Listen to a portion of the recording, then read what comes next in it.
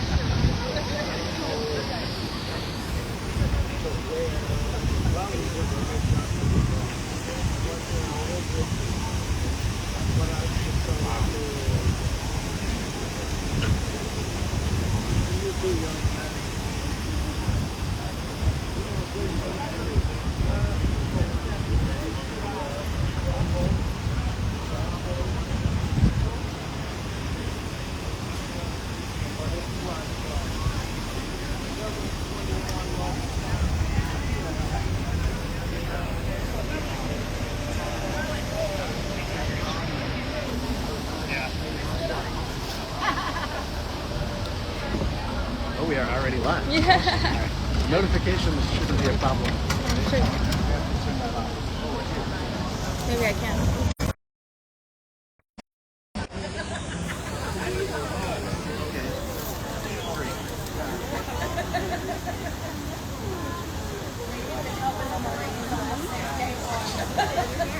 Yeah. Roman, wait.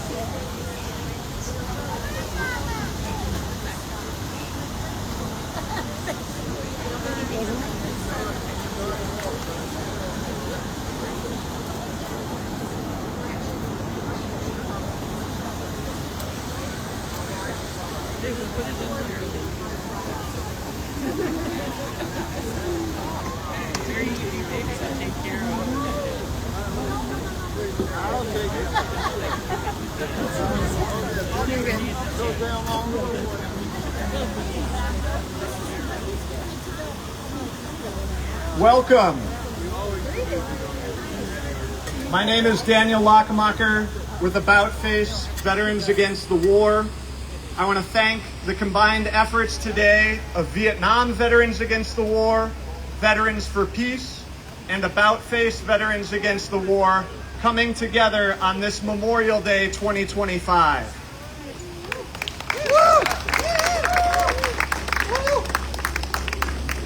I was in the Navy from 2005 to 2009, and at the end of 2009, as I was working my way out of the Navy, I got support and joined the organization Iraq Veterans Against the War, which is today About Face.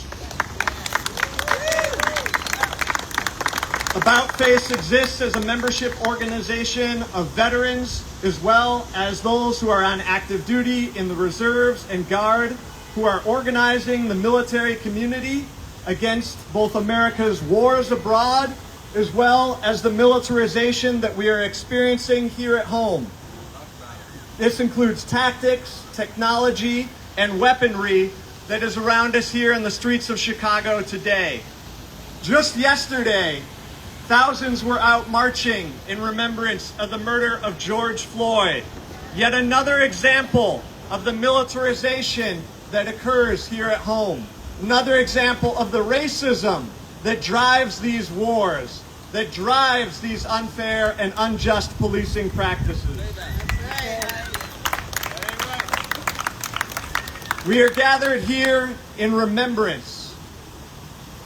We recognize that collective memory or memorializing is an inherently political act, and we do not shy away from that. We have titled our event Remembering Our Past, Fighting for Our Future. because we know that what and how we remember determines our efforts in the present, and it determines the type of future that we are building. Today, we will take time to remember those who have died alongside us as members of the United States military. We will remember as well the tens of thousands more who have died by suicide after coming home. And we will also acknowledge and remember the harm that we have caused as members of the United States military. We will recognize the roles that we have played in not making the world safer, but less safe. And so as About Face, as VFP, Veterans for Peace, and as Vietnam Veterans Against the War, we want to begin by remembering the estimated up to 3 million Vietnamese, Cambodians, Laotians. These are civilians primarily and not soldiers that were killed in America's war on Vietnam.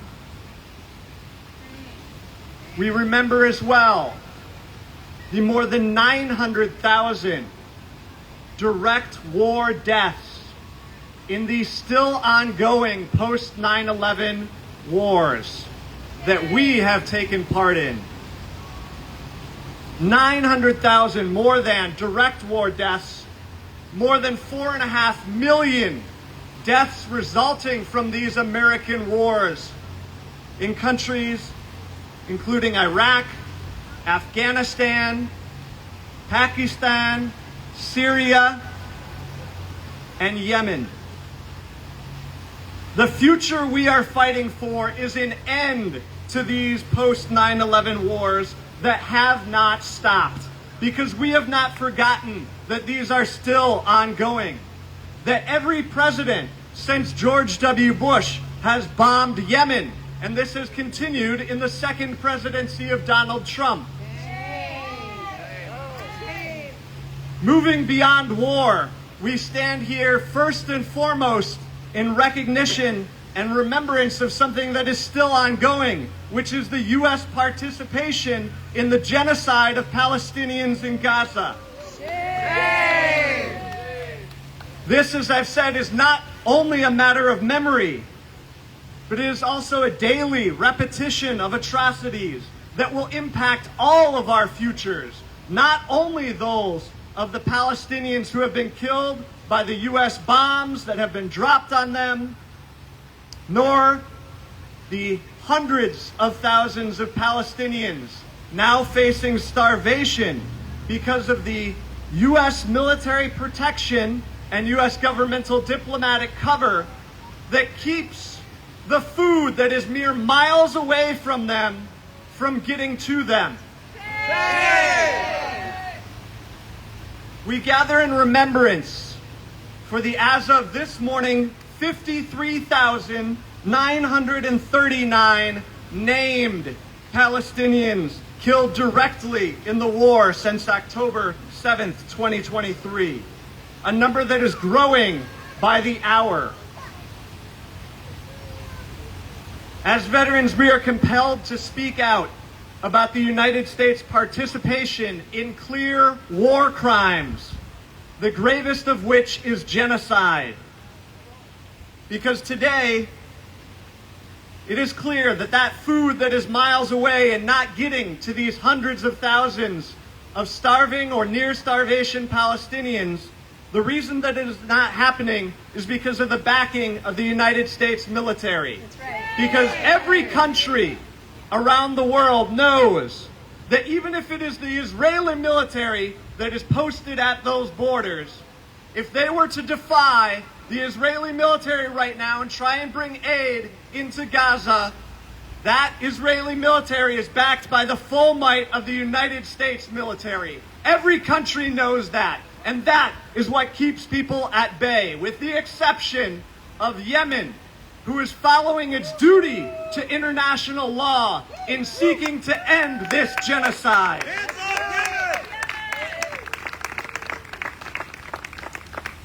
We will hear first from the Palestinian speaker to center this gravest of atrocities that is being carried out by the United States and Israel.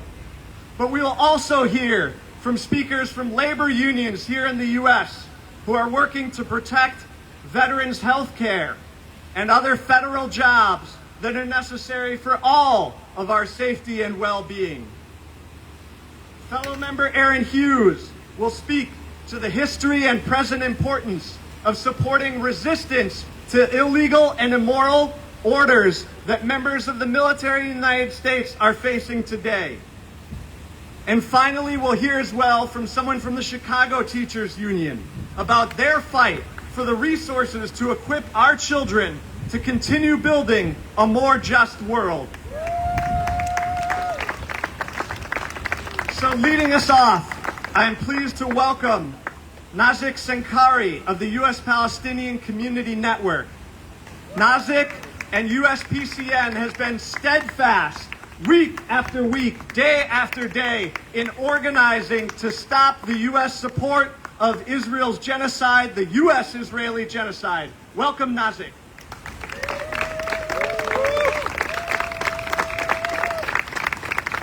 Thank you, everyone. Good morning. My name is Nazik Sankari, and I'm co-chair of the U.S. Palestinian Community Network, Chicago chapter. We are an organization that fights for Palestinian liberation and justice and is committed to building solidarity across all movements resisting occupation, racism, and colonial violence. We have organized more than 60 mass protests and mobilizations against the genocide in Palestine. Our people are under attack in Palestine, Lebanon, Yemen, and here in the U.S. as we face repression on multiple levels from Trump's racist and white supremacist administration, much of which began under Genocide Joe's administration and is still supported by Democrats as well as Republicans. It is important to note that every single time we are speaking, this is both parties.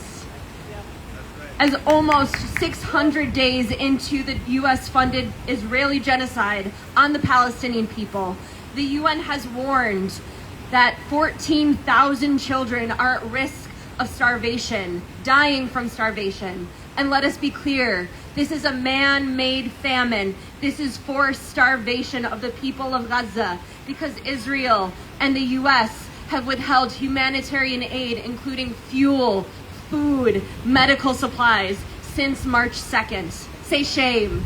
Shame! So it is our duty here in the belly of the beast to continue to disrupt all business as usual, because our representatives like Sean Casten, Jan Schakowsky, Dick Durbin, Tammy Duckworth, and Illinois State Treasurer Michael Frericks all have blood on their hands because they are complicit and have supported the murder of almost 55,000 Palestinians, and at least 1,200 families have been completely wiped off the Gaza registry. We know, absolutely, this is a shame. We know that those that are under the rubble are not accounted for in this number. The number is expected to be hundreds of thousands of dead. We continue to call on all people to rise in solidarity as we fight this U.S. imperialist force and its client state Israel that is waging genocide in Palestine, while the U.S. also wages war on Black and brown communities here in the U.S. through violent policing and sending plainclothes ICE agents to kidnap and disappear our community members and students. The real threats to our communities are not immigrants, migrants, trans people, or people fighting for Palestine, or any other boogeymen that are used by the Trump administration. It is those who commit and fund genocide, those who steal wages from workers, those who are trying to bankrupt and cut Social Security and healthcare benefits for the most vulnerable of our society. The billionaires that commit hundreds and billions of dollars in fraud and expect to be bailed out with our money. Those who poison our food and our water and our environment, those are the real threats to our community. We are not going away, and we will not be silent. We have been uplifted by the steadfastness of our people in Gaza in the face of one of the most brutal and barbaric regimes of our time. They inspire us to continue the fight, the same fight here against the same systems in the U.S. And we will continue fighting to stop this genocide and demand an immediate end and an arms embargo, ending all U.S. military aid and all aid to Israel until Palestine is free from the river to the sea. Thank you.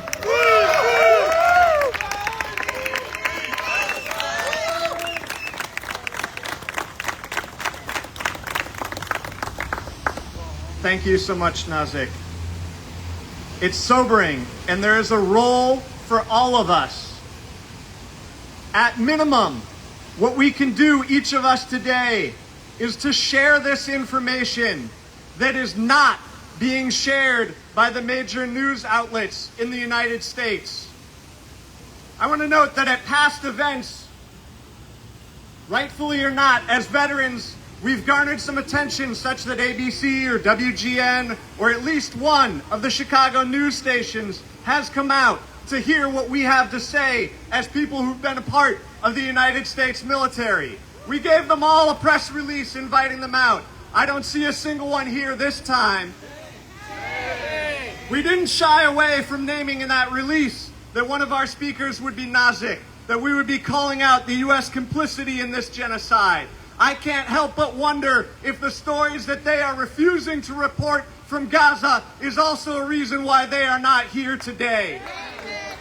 So what we can do, each of us, at minimum, is to talk about what is happening, to share the stories that are not being shared in the major news. And we all have access to these stories. They may be attempted to be hidden, but they are not. Our phones can take us to see what is going on, to know that just last night a school of refugees was bombed, killing at least 36. Children were filmed running through the burning school as they died.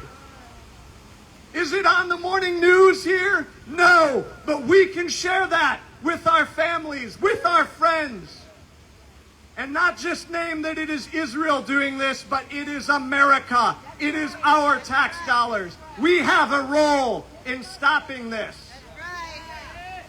This legacy of veterans speaking out like this has been going on for decades. About Face was formed out of Vietnam veterans against the war.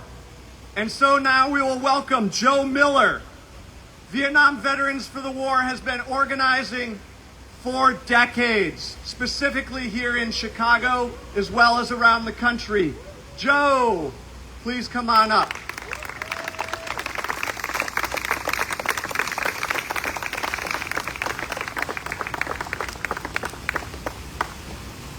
Okay, folks, tell me I'm okay on the mic. Yeah. Okay, all right, thanks. That's a big issue. We have some readings today. No, not really. This is moral support for me. First of all, I want to thank the previous speakers. I want to recognize the powerful messages that you're getting from veterans today.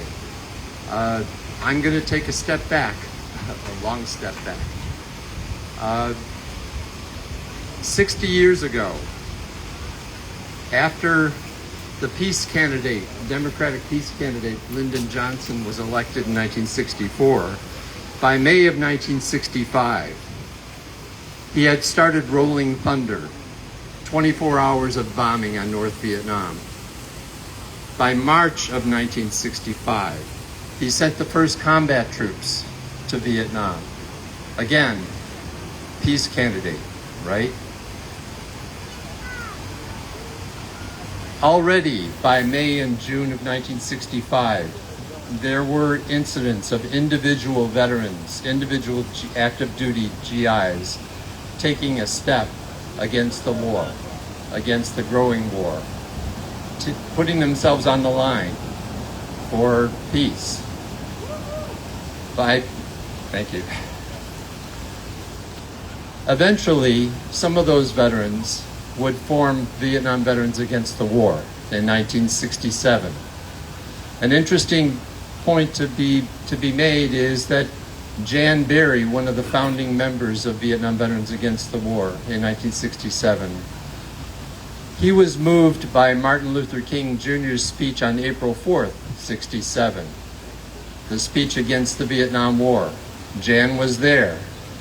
He decided that he was going to bring a few vets to the April 15th demonstration in New York City. They showed up. They had gone to the organizers and said, it was asked if it was all right for veterans to be in the march. And they said, certainly. By the time the GIs got there, they had a ready-made sign, Vietnam Veterans Against the War. That was our first public demonstration. Now, it took a few years to get off the ground. VVAW at the beginning was pretty much a speakers bureau. Any veterans who were interested would go out and speak to schools or speak to organizations. We were trying to make the connections as much as possible. More and more GIs were opposing their actions in Vietnam. Individuals were organizing. World War II and Korean vets were organizing small groups of veterans for peace. By 1967, it was clear that Vietnam veterans had a role to play in speaking out against their war while that war is happening.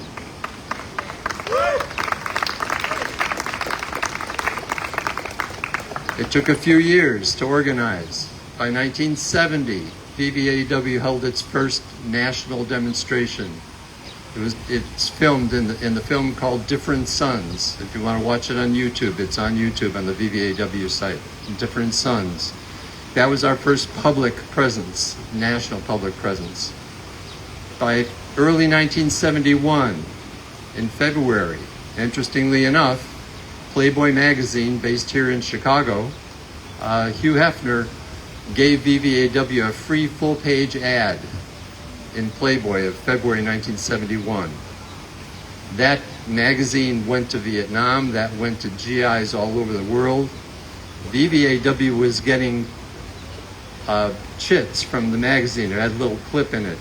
We were getting those in the national office by that time. And then we had the Winter Soldier investigation in January and February. By the time we get to middle 1971, VVAW had nearly 10,000 members. We were in 26 states. We had regional coordinators across the country.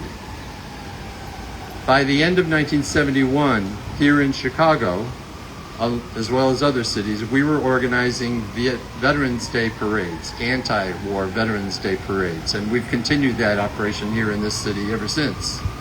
Veterans Day, Memorial Day was always a VVAW anti-war event. This is a long tradition. By the end of 1971, then, we had 30,000 members across the country, all 50 states. We had members in Vietnam, active duty GIs who were putting themselves on the line. So VVAW has a history here. And when Iraq vets were coming home in 2003, 2004, they were trying to organize. Iraq Vets Against the War was organized in 2004. We were there. We were there for them. We helped them organize. We helped them figure out what works, what doesn't work. The real difference is, however, when we were organizing, there was a national and international mood against war and against the particularly Vietnam War. That was not the case for Iraq vets who were coming home in 2003, 2004. This was a hell for them and continues to be a difficult time because we grew in a period of social movements. There was everybody was organizing everywhere. That wasn't happening in 2003, 2004. People still believed in the Iraq War at that point. Of course, now everybody knows the fucking thing was a lie. And people died on all sides. People died. And people are still dying for wars that are unnecessary, that are imperialistic and are only interested in controlling natural resources and making money off of dead bodies. VVAW is still here. We're older, not necessarily wiser. I'm 82, man, so it's been a while. We're still here to work with veterans of all wars. We're here to work with About Face. We're trying to show up as much as we can. We're a smaller organization now, but we have a presence. We have a presence online. We have a Facebook page. We have the newspaper, The Veteran, which is sitting there waiting for you to pick up. That's coming out twice a year. We publish 17,000 copies every issue, and we distribute them. So that's our way of keeping in touch and making sure that people are aware of activities like this and activities that Iraq vets are engaging in all over the country. Thank you for your attention.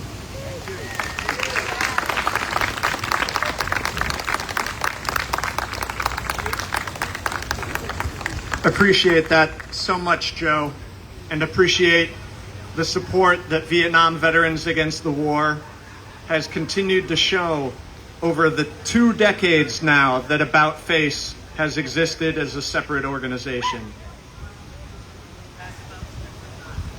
These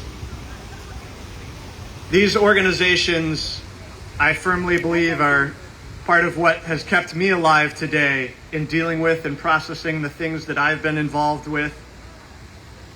Hey, Josie. And I know another crucial pillar Give me one. to keeping veterans alive after they come home It's okay. are the nurses of the VA hospitals. And if you are unaware, specifically, the nursing and other staff of VA hospitals are under attack, with more than 80,000 federal workers set to be terminated, some of them already fired. So we are pleased to have with us from National Nurses United, Adelena Marshall. Thank you, Adelena.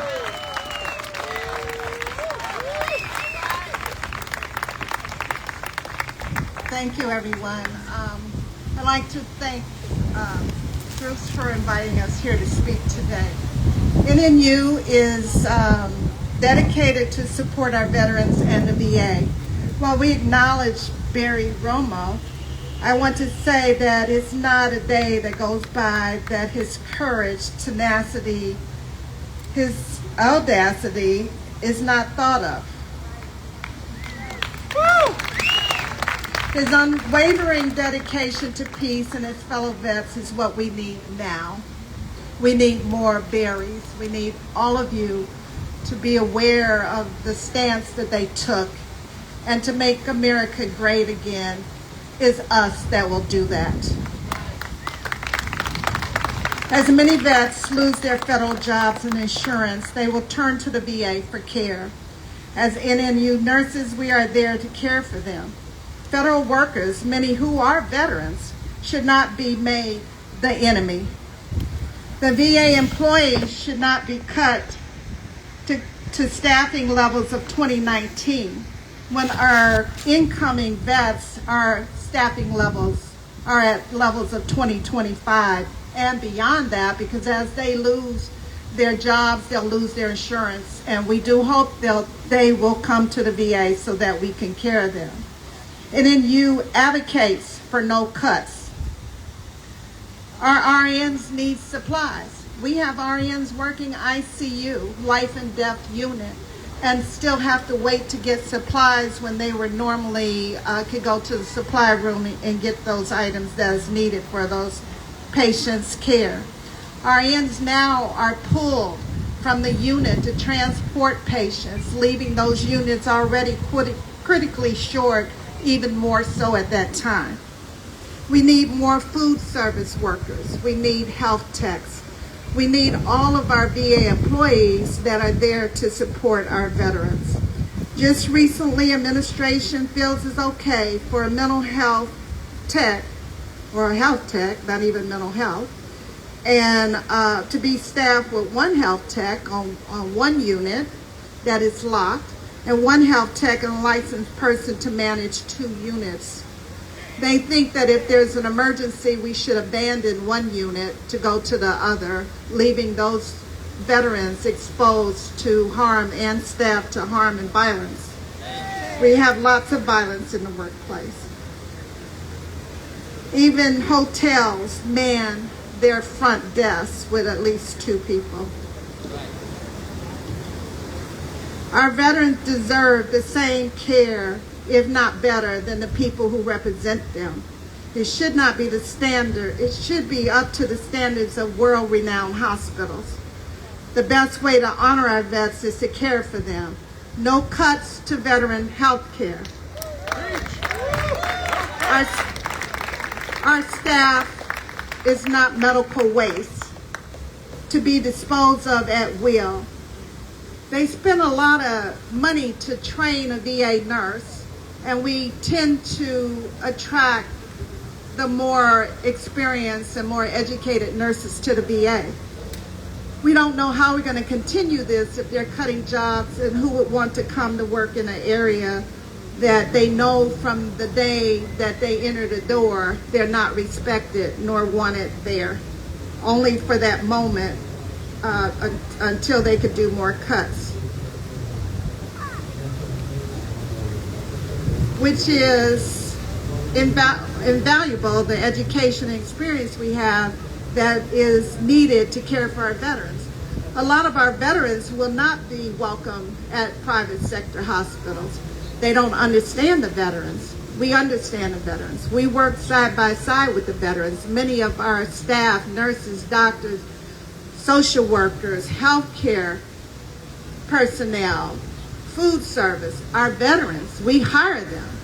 And when they go to state that DEI is becoming a negativism, our veterans got their jobs because of that. DEI only means all is welcome, all in, none out. It doesn't mean anything else. In those positions where people need the education and experience, that's who they should be hiring. So let our collective voice be heard. Care for our veterans. No cuts to the VA. Do not let the VA bleed out. Barry lives on in our hearts and minds. Let's march peacefully with him and continue to honor his memory and to honor our veterans. Thank you.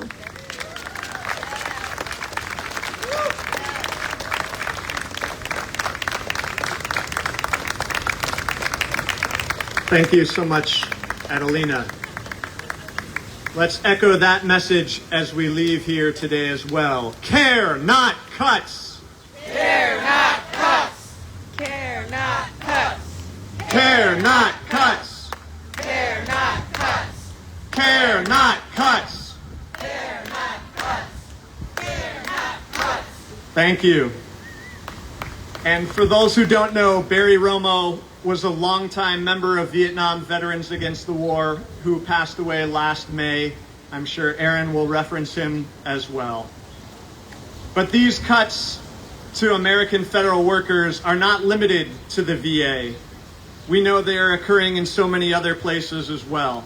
Our next speaker from the American Federation of Government Employees, AFGE, is Aimee Potter. Thank you, Aimee, for coming out and joining us today.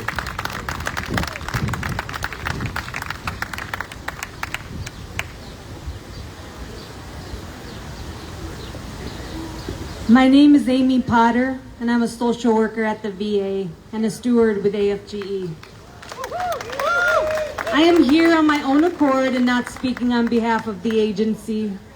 Memorial Day is a time of reflection, and unfortunately today we find ourselves reflecting not just on the sacrifices of our veterans, but also on this administration's abuse of power and its actions to create a world that benefits only billionaires and white men. And this is not the world we owe our veterans. I wish Barry Romo were here today. I remember Barry coming to the VA to speak at one of my groups in mental health. He spoke in CPS classrooms wherever he could message that fighting wars for the rich was not the way to go for our youth. He spoke about his experiences in Vietnam and how he addressed his demons upon his return through his work with the VVAW and by putting his energy into educating and fighting back. Barry once said, "We have to hold our government accountable for the harm it caused, not just to the countries we fought in, but to the people who served." The statement is a powerful call for accountability, something that is critically important when discussing the Trump administration's treatment of veterans. This administration has sidestepped its responsibilities to provide the care, support, and respect our veterans deserve. The mission of the VVAW was never about peace or justice in a political sense. It was about ensuring that the men and women who fought in Vietnam, Iraq, Afghanistan, and wherever U.S. corporations invaded or created military occupations or presence were treated fairly with full benefits and services, and that the government would be held accountable. The VVAW has fought for veterans' rights, especially as the government, partially under the Trump administration, has consistently ignored and undermined their needs. To gut the VA system is to strip away the services veterans have earned, and to justify such cuts in the name of cost savings while providing tax benefits for the wealthiest is hypocrisy at its greatest. Trump, too, is rewarding the rich while attacking vets, working people, and immigrants who are also our neighbors, veterans, and workers. So many of the veterans I work with say, "You don't ever get over it, you just learn to live with it." This is the daily reminder of the long-term psychological toll of war and how veterans continue to cope, often with minimal support from the government. This is wrong. We have the expertise, the commitment, and the staff willing to make the lives of veterans more livable, yet instead of supporting this mission, we're vilified and labeled as lazy and subjected to policies that aim to demoralize and traumatize the very workforce that has dedicated itself to serving these men and women. Today, another email about deferred resignation floods the inbox of federal workers. The email states, "The DR program is just one part of our effort to shape the force and reform the VA, so it works better for veterans, families, caregivers, and survivors we're charged with serving. The effort also includes a thorough review of the department's structure and staffing, known as the VA's Agency Reduction in Force, an agency reorganization plan. This plan envisions a reduction in force of up to 15% from the roughly 470,000 full-time equivalent employees we have today. As we've stressed before, should you elect not to use the DRP, VA cannot provide assurance about the certainty of your position moving forward. What we can say, however, is that if you're separated through a RIF, you'll be afforded all the protections and benefits to which you're entitled under the law. I do not take these actions lightly. VA's sole purpose is to serve veterans, families, caregivers, and survivors. ARRP will result in better customer service and convenience for everyone the department exists to serve. Doug Collins continues to claim he cares about veterans and families. Why then doesn't he speak to the veterans and families he claims to care so much about? Let's do a survey. Ask them how they feel about the slashing of thousands of VA employees, especially when these cuts come at the expense of our veterans and their families. Who will address the needs of our facilities when these cuts are made? You cannot simply have line staff providing care without the support of many other essential roles that facilitate appointments, maintain cleanliness, and ensure proper functioning in our VA hospitals. It's exhausting, and that I believe is the point. The aim is to wear us down until we leave. For many of my coworkers, it's working. Social workers who came into the field with a passion to help others are being beaten down by the daily executive orders that strip us of the very ethics and values we agreed to uphold when we became social workers. Jane Addams, a famous social worker and activist, was committed to reducing poverty and providing education and social services to working class immigrants and laborers. Much of this administration's actions deeply oppose the values that social workers like me stand for. To be in this space is demoralizing, disenfranchising, and disheartening when we try to serve the very populations this administration is determined to destroy. Do better, Mr. Collins. We ask you again, do the right thing for veterans. Don't fire the very people who keep them safe, alive, and healthy.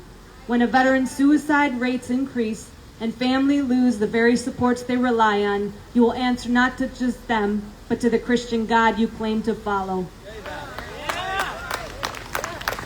The call for change and accountability is now. As Barry Romo once said, the fight for justice for veterans is far from over, so do your part. Join us on the front lines, just like Barry and VVAW have done so many times. Rally with us. Call out the representatives that continue to support this administration and get your bootstraps ready, because we need to be prepared in the streets to take back the country we created for a better world for ourselves and our families. Thank you.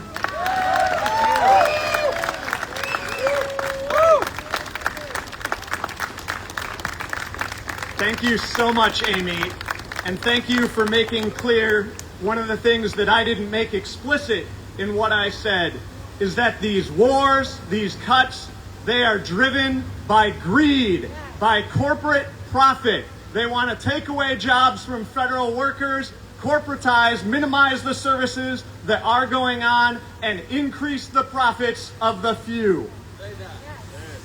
Let us join together in divesting from death from the military-industrial complex and instead investing in life.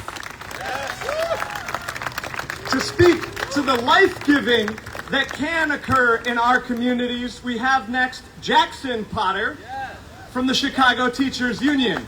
I don't know that Jackson is speaking on behalf of the union, but we appreciate, we appreciate you coming out, speaking to what is being done here locally in Chicago to invest in life.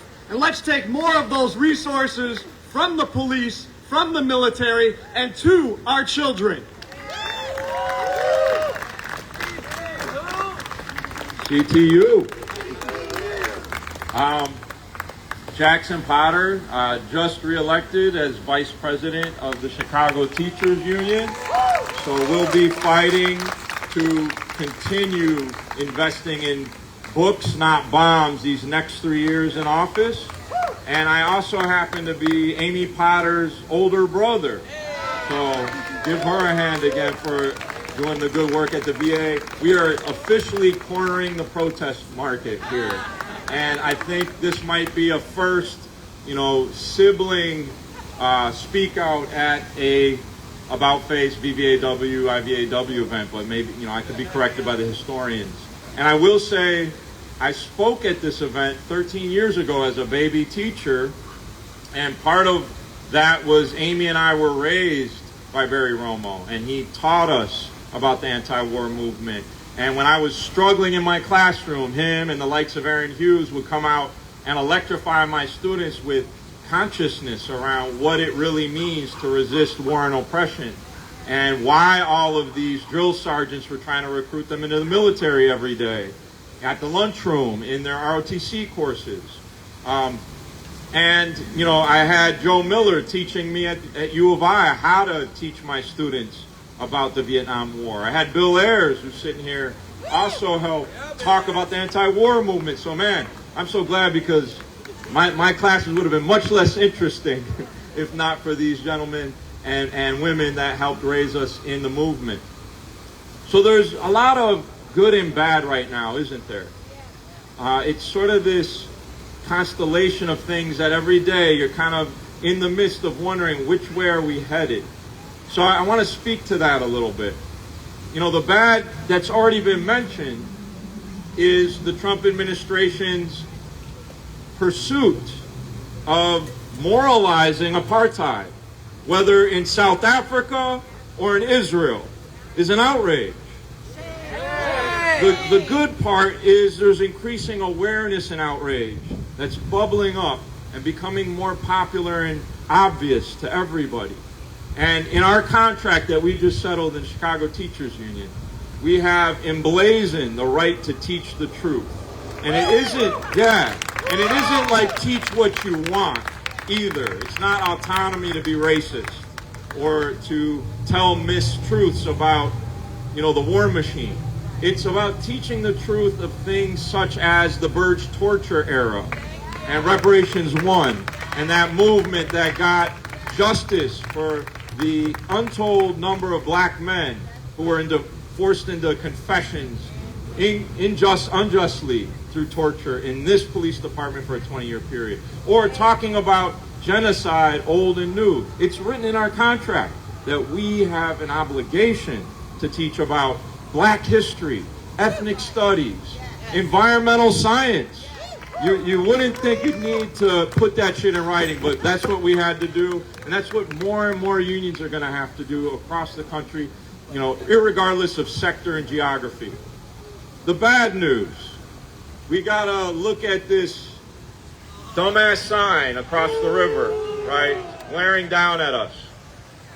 The good news, the crypto-corrupt politicians in the MAGA bloc, and by the way, Trump is now officially the most corrupt president in the history of the country. People on all sides are seeing this and starting to ask questions. And it really speaks to a united front opportunity. We got to grow our coalitions. We got to build our movements, what Joe was talking about. This isn't where, you know, we have a litmus test where you have to have all the right ideas to belong. It's where we're challenging each other and bringing more and more people into a resistance. So I do think we have that moment. So June 14th, you've got the No Kings. I think people should turn out to that. The CTU is sponsoring it. The AFT, the NEA, the biggest unions in the country. And this is a mass movement moment of building ties. And the evidence is there. There have been more protests under Trump Part 2 than Trump Part 1. So we got to give ourselves some credit too, folks, that the resistance is growing, and we're going to be a key part of that. The bad news, we are veering into autocracy. We got to tell the truth about that.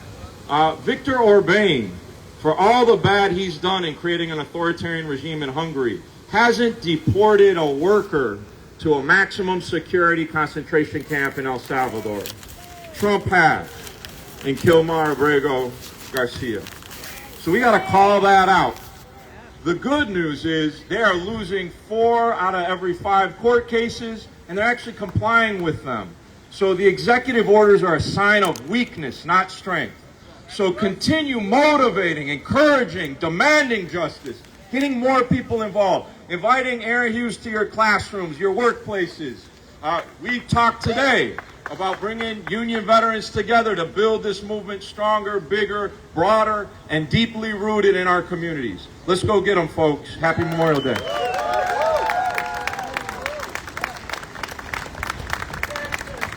Thank you so much, Jackson, for grounding us in those truths, both hopeful and those that will inspire us to further resistance. I feel like no further introduction is needed now for Aaron Hughes, as Jackson was just talking so much about building that resistance and organizing, welcoming people in, and expanding this network that stands for a truly just peace. Thank you, Daniel, for just holding it down. My name is Aaron Hughes. I'm a member of About Face Veterans Against the War. I served in the Illinois Army National Guard from 2000 to 2006. And I was deployed to Kuwait and Iraq in 2003, 2004. And we're here today to say we need to stop arming a genocide. That's right. We need to stop investing in endless war and genocide. We don't need to spend any more money on ICE, on deportations, on building a golden dome. Disgusting. Paranoid. We need health care. Yes. We need education. Yes. We need housing. Yes. We need food. Yes. We need to stop investing in killing and harming people and start investing in things people need. That's right. That's why we're here today. Unfortunately, I had to learn that the hard way. You know, I've heard today we kept saying shame. And I have a lot of shame. You know, I deployed 2003 thinking I was going to go help liberate the people in Iraq. How wrong was that? How wrong was that? And you know, these politicians, it might be an abstract thing, this idea of blood on their hands. Something they don't have to live with. That is something we live with. We think about. It doesn't go away, just like Aimee said.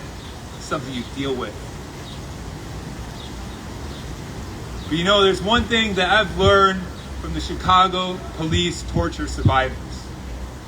And is that you have to speak through the shame. You have to speak out against the violence that you have experienced and that you perpetuated. No one is simply a victim, and no one is simply a perpetuator of harm. We're all a part of these massive systems. And to acknowledge that and to seek restoration, to seek repair, to seek justice, that's what this is about. It's about building solidarity across movements for peace and justice.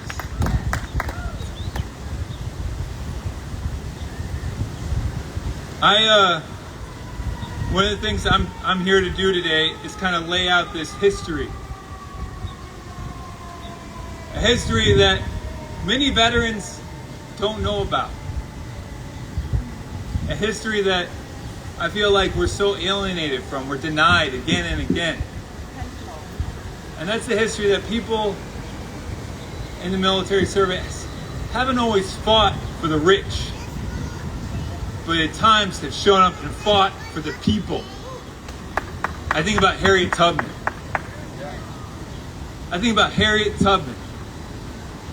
That is a transformative leader. That's the veteran that I want to remember today. I think about Medgar Evers. I think about the fact that he came home. He didn't just fight racist white supremacists in Mississippi.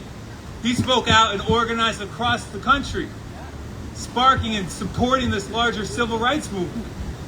And he spoke out against police violence. He spoke out against white supremacist violence. And he helped launch that civil rights movement that we're all so inspired by. He's the veteran I want to think about today.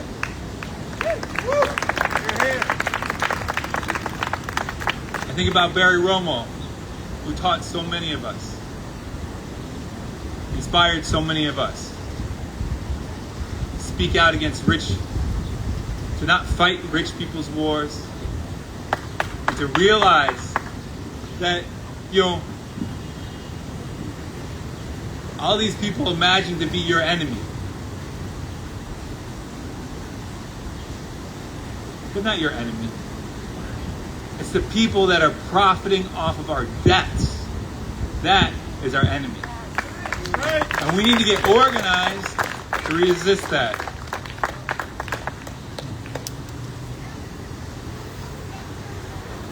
I want to conclude by just, speaking of this history of resistance. Joe mentioned, in 2004 when I got home, there wasn't a big anti-war movement. I was the first Iraq veteran to return to the University of Illinois Urbana-Champaign, and they didn't even know what to do with me. They hadn't dealt with any veterans returning from the war. They weren't even sure I could sign up for classes because I had been deployed for so long.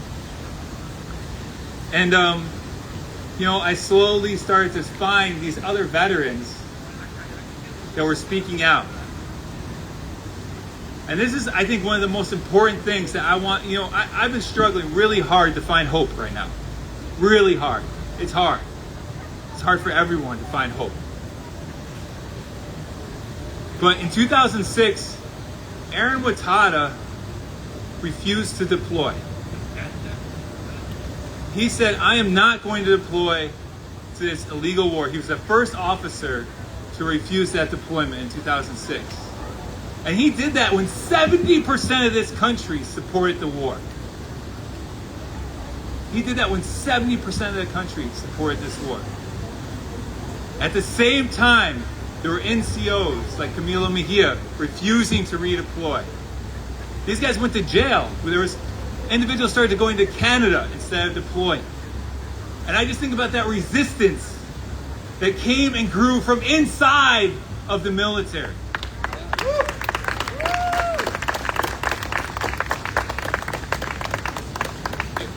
That is what gives me hope in this moment.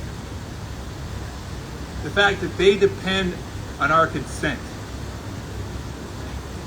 They depend on us consenting to still participate. They depend on veterans that have been targeted by racist policing, that have come from communities that have been targeted by our foreign policy, communities that have been targeted by our domestic policies, to still show up and go deploy to the border. They depend on that.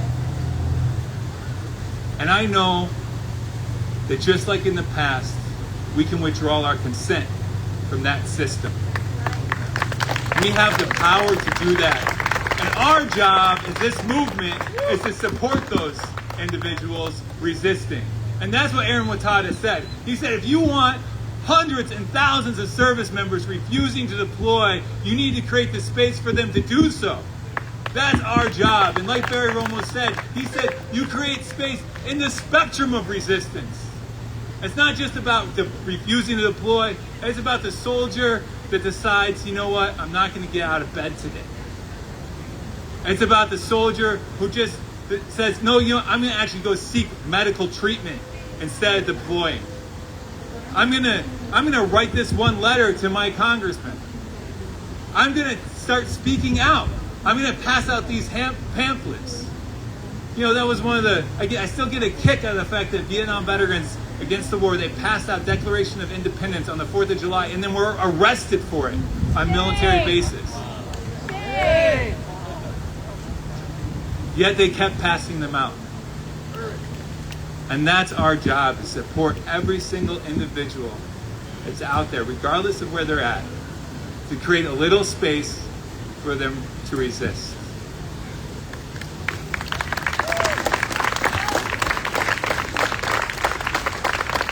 Finally, I just want to remember we recently lost one of our good brothers, Eric Lobo. He was a longtime Navy veteran. He was down at Camp Casey. For those that remember that, this occupation of President Bush's estate in Texas. You know, he went down there and camped out with the mother of Camp Casey, named after the veteran that was killed in Iraq. And you know, I just want to lift up his name, and we'll all miss him, and I owe him a beer.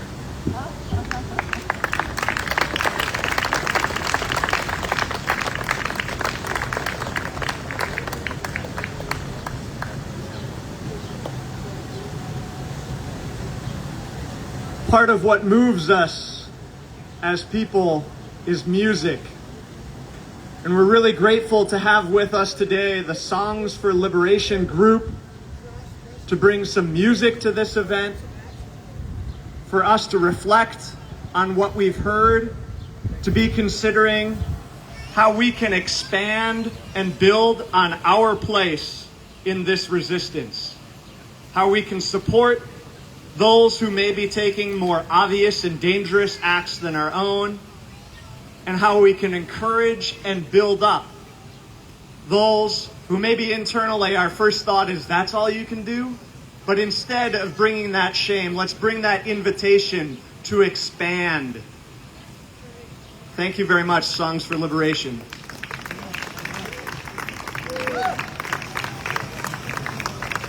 As they come up, I'm going to start passing out flowers, and we welcome people to, as they feel moved, to place flowers into the river as the music plays.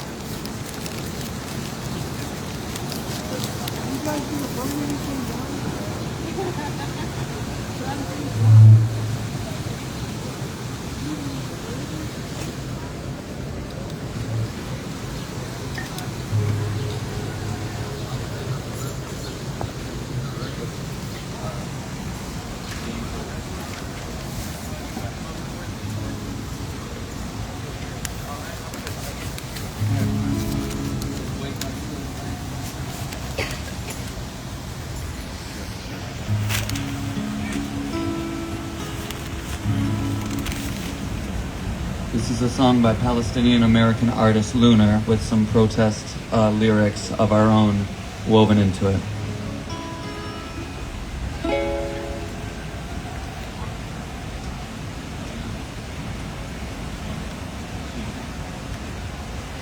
Wake up, it's a long night, darling. Wake up, it's the brightest sky.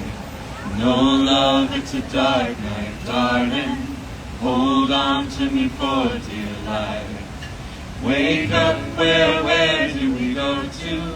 Wake up, fire, fire in your eye. Oh love, we will try to come and save you. It's all just a matter of time. Wake up, won't you listen to the people? Wake up from the mountain of the lies. Oh love, we've been upon through every sequel. Wake up, wake up, wake up, wake up. Call your brother, call your mother. Wake up, thunder rain from the sky. Oh love, we're digging deeper in the rubble. Hold on to my voice outside. Wake up, we just lost another family.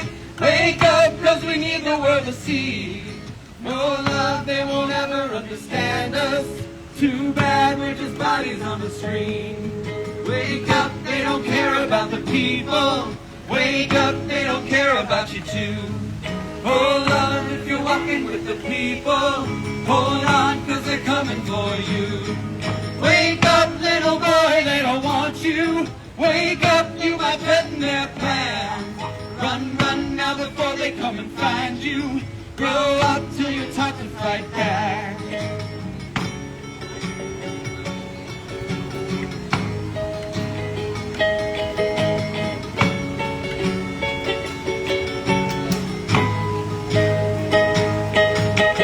Wake up, neighbors, we're not your foes.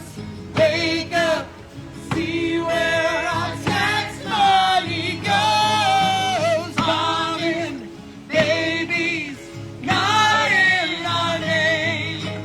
Gaza, Auschwitz, cry out the same. We'll stay faithful to every lost soul. Over our dead bodies, they'll have to roll.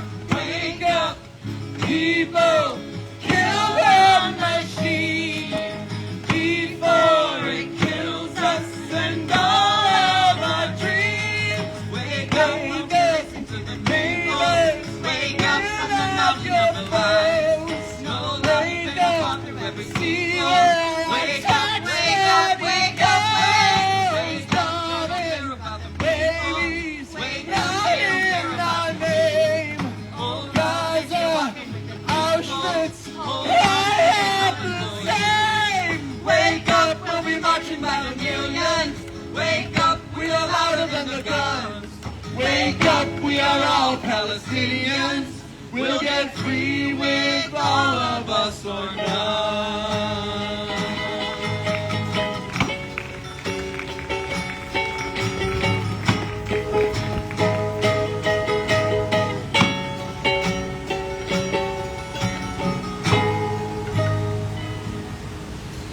Wake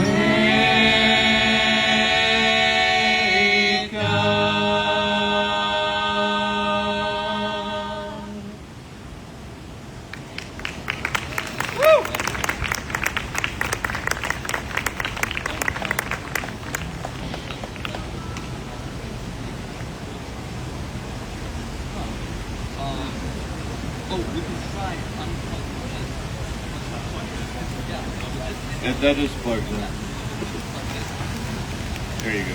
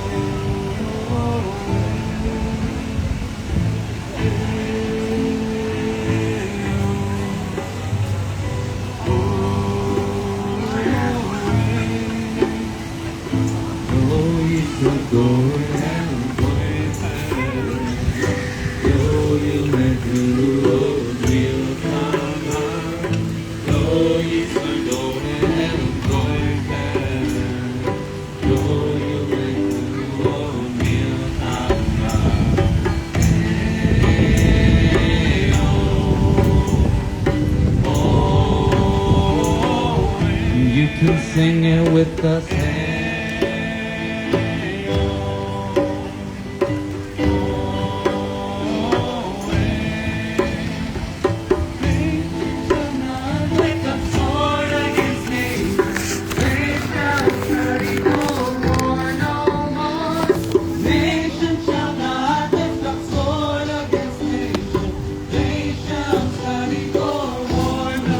Shalom. Salam. Shalom.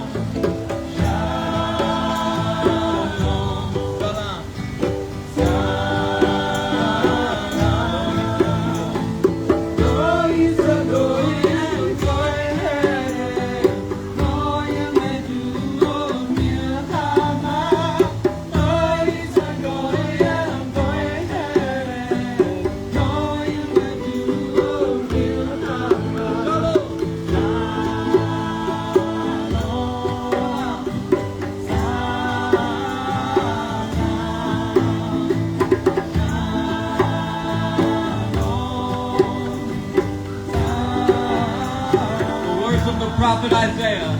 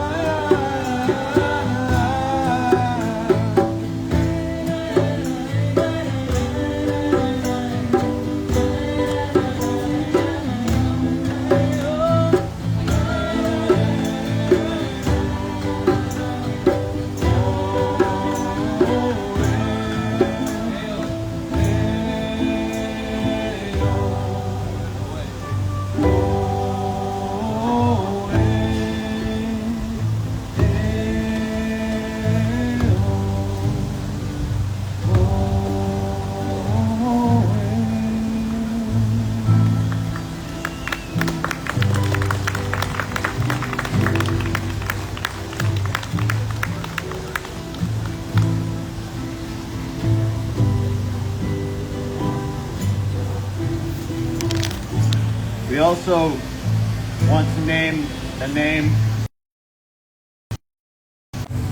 On February 25th, 2024, an active member of the U.S. Air Force who gave his life stating, "I will no longer be complicit in genocide," Aaron Bushnell. Rest in power.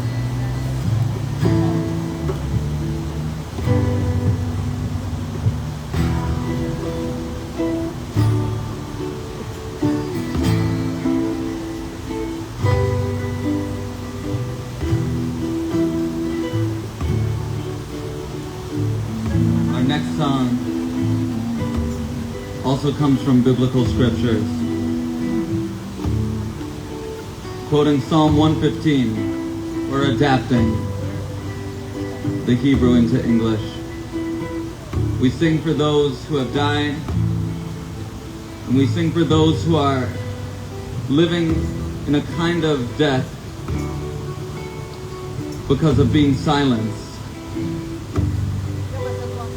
or by remaining silent in the face of moral atrocity.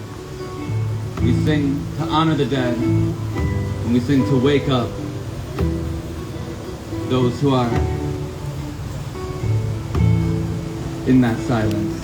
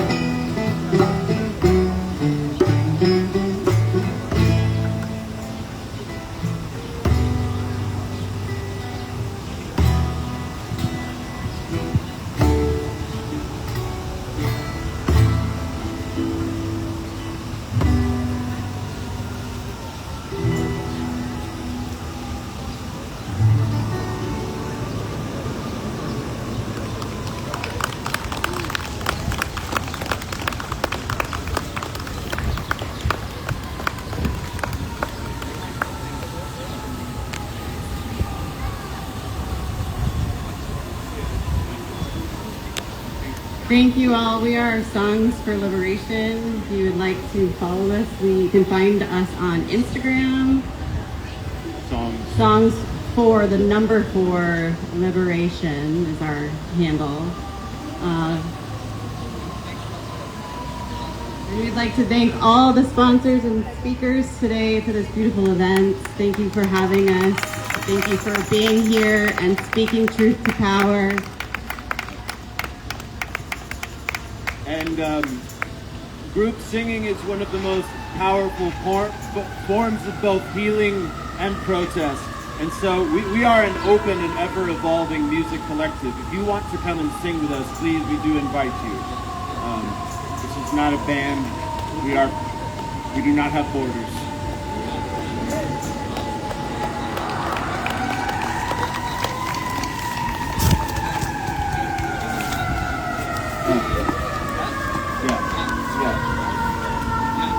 You may know this one.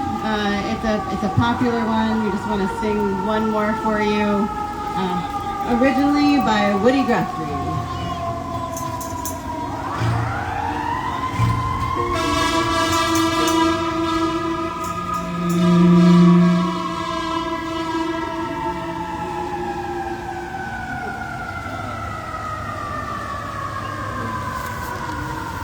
All you fascists bound to lose. All you fascists bound to lose. All you fascists bound to lose. You bound to lose. You fascists bound to lose.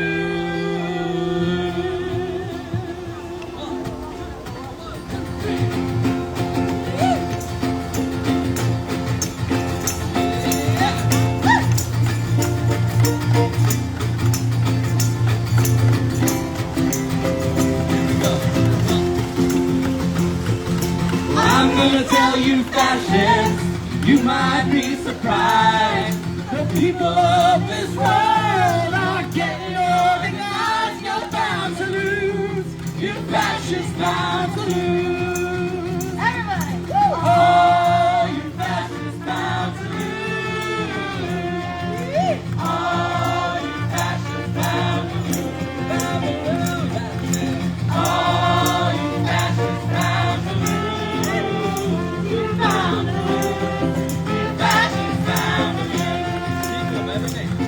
There's people of every nation marching side by side, marching in the name of all the martyrs who have died. You're bound to lose. You fascists bound to lose. I said, oh, you fascists bound to lose. Oh, you fascists bound to lose. Oh, you fascists bound to lose.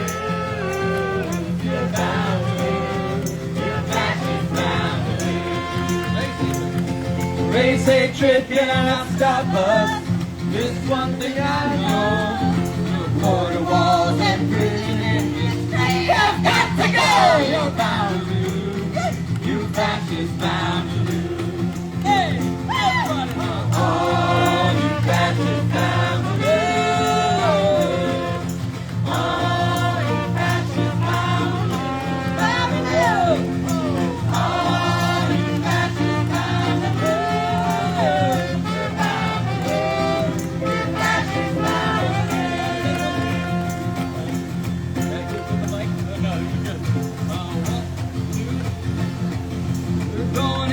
This battle, gonna build up our union. We'll end this world of slavery before the battle's won. You're bound to lose. You fascists bound to lose. Everybody! Oh, you fascists bound to lose.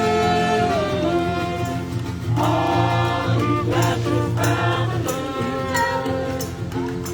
Oh, you fascists bound to lose.